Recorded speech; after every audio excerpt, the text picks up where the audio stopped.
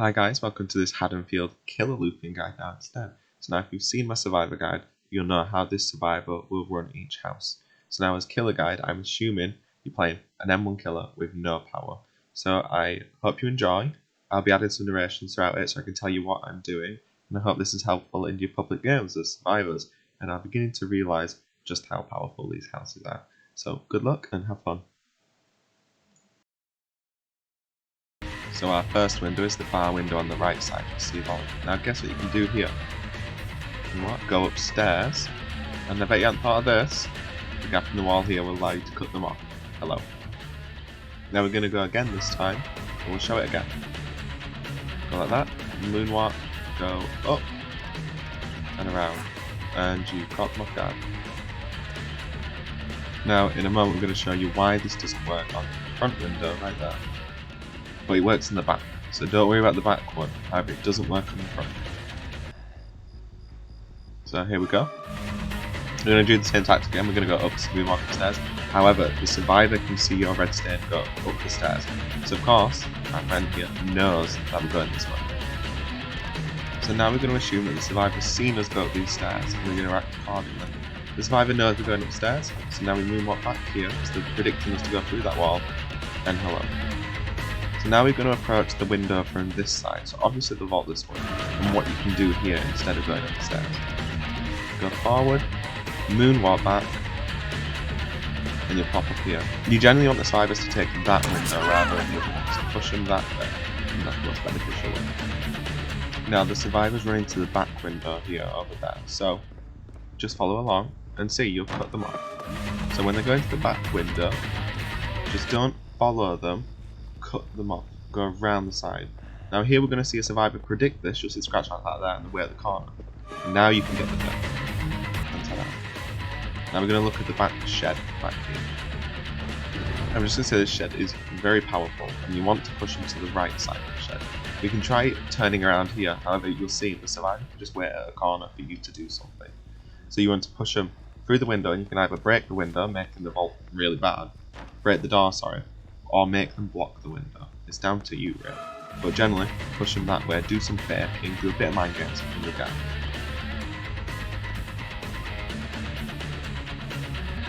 So now we're going to deal with the upstairs window in this house. So just follow the survivor, and grab that gap in the vault, just swing through it. You could also just follow them through the window if you wanted, you wouldn't lose much distance. But generally you can swing around that way, and there is also another break, another open wall that you can attempt to intercept the survivor. So we go up the stairs, make them like push that way, go back around here, drop down here, and if survivor's just holding W, not looking behind them, you've got them. Now a more intelligent survivor will wait at the corner up there and react to you accordingly. So the obvious thing to do is cut them off from taking the basalt on the window, and you will get them. Okay, now here's an example chase in this house against the survivor.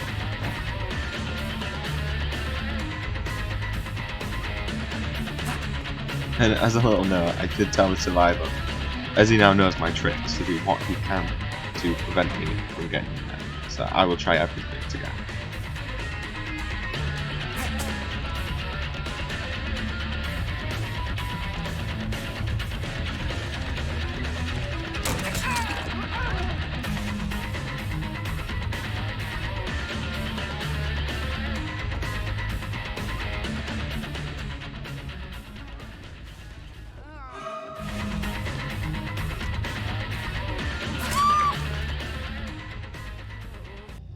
Oh, now this next house is a doozy. This is the new house of pain in my opinion. It is brutal. There's not much you can do in this house, but there are a couple of tricks that I found that I can show you. Don't expect easy chases here though. It's brutal. You'll begin to see why this map is so bad. I don't understand what the devs were thinking designing this house. But here's the first trick you can see.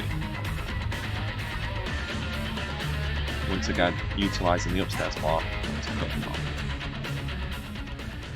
Now we're going to once again show another trick against this window over here. This is the window you're going to want to play against survivors. It's harder for you to play it. Just stand there, they'll wait, they'll moonwalk, see you through the window, but it's too late.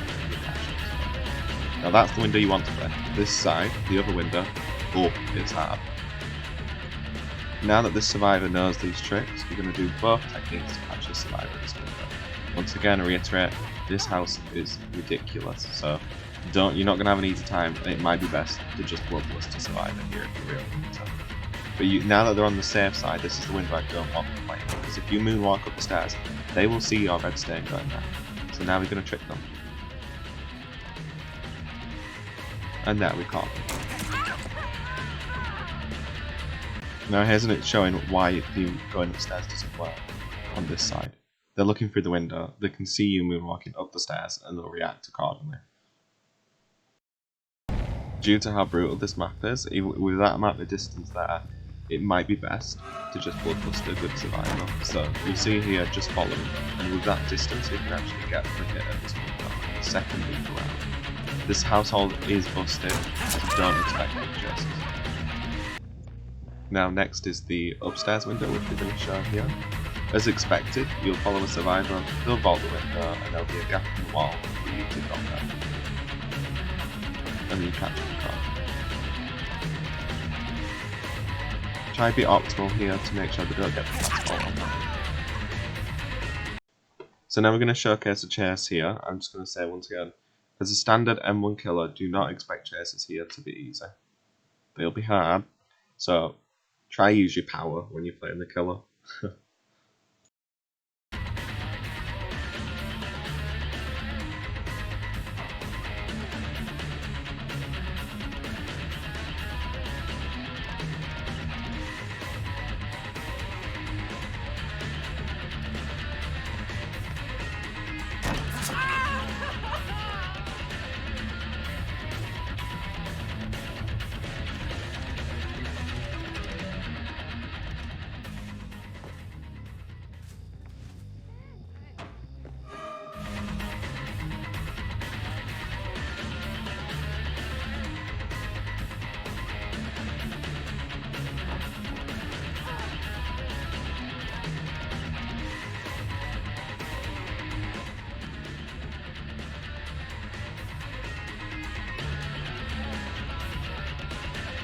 Excellent fakes on this person's part, by the way. But now that we expect that they're going to go for the windows in the bottom floor, we're going to try and cut them off. Expecting now, we hit Bloodlust 2, this house is brutal. But yeah, we get them. So next is the pretty blue house you can see here. And, if you've seen the other Survivor videos, you'll know how to loop every house like this. So now it's showing here, much like the first house that we showcased, there's a window on the far side of it. So rather than just following the survivor, cut them off. Take this pathing to cut them off, and then ta-da, you catch up. Now take note as we explore upstairs. The window here, there's no gap to the right, however there is a gap to the left. So it'll be down to you whether you should vault the window or take the gap on the left to cut them off. There is yet another window over there, another gap, make sure you swing, and ta-da. Now take note here, survivor will go up to the left window on the top floor up here. Rather than taking the gap in the wall, you can also, if it's more optimal for you, just go back down here and cut them off. Now upstairs one more time, we're just showing that it's most of the time probably better to just vault the window. If they don't have balanced, you'll see how much distance they get versus you. This exact reason is why I generally don't recommend, shown in my survivor guide, to not vault the upstairs windows, because you get a more longer stagger duration the survivor can just set up immediately. You can see how much distance this survivor made versus me vaulting the window. Now rotating around the back of the house, you see this scary window which I've shown in the survivor video. You can just keep running around. However, much like previous things, they're going this way. They think you're going up there, now reverse back up. They might wait a bit, notice you're not arriving, fall in front of them, and caught them off guard. Now pallets on the middle of the road, just get them out of the way. If you see my survivor guide, you want them out of the way. So just brute force them, get rid of them. They're very powerful, so don't worry about it. Now, scary main building, we're going to roleplay someone who's just on the gen right there, and we're just going to follow them and try play a mind game.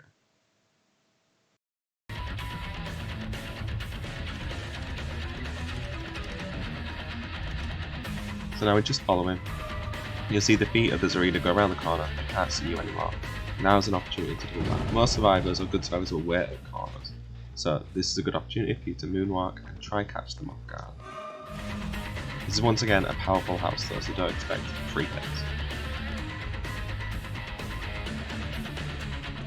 I'm going to briefly cover how to moonwalk down these bushes which are designed for you to moonwalk down. So our first moonwalk is 10 degrees slightly to the left as we watch. See how it's hard to notice the red stain? We're going to use that in all the chases at this house. The bushes are there for you to moonwalk. So now this is just a blatant moonwalk. Look how early they can see the red stain. This is the least efficient way.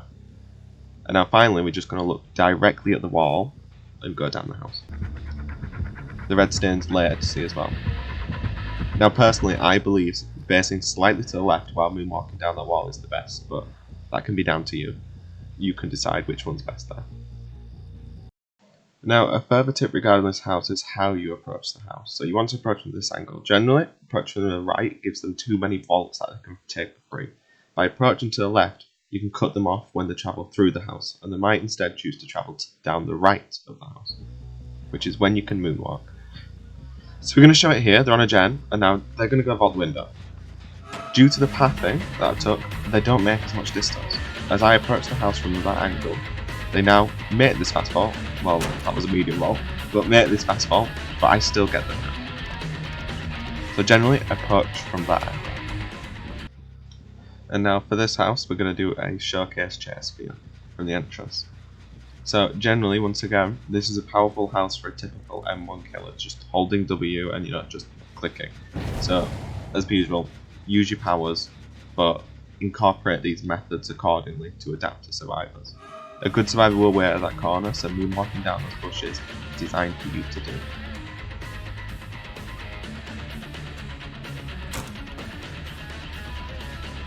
If you've watched my survivor guide, you'll have a good idea of what pathing the survivor is trying to do.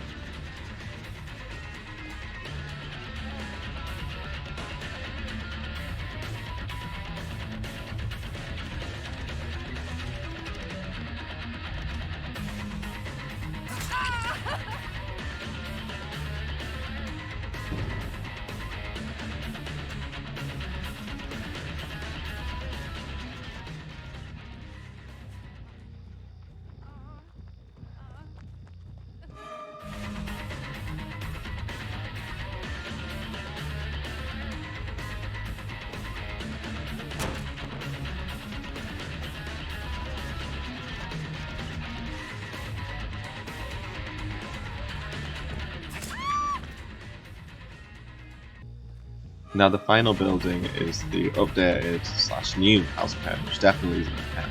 So this first part here, unsafe, you can play it without a doubt. Now the downstairs pallet over there is very safe. You'll see here we're going to try to do some stuff there, but generally it's not going to work.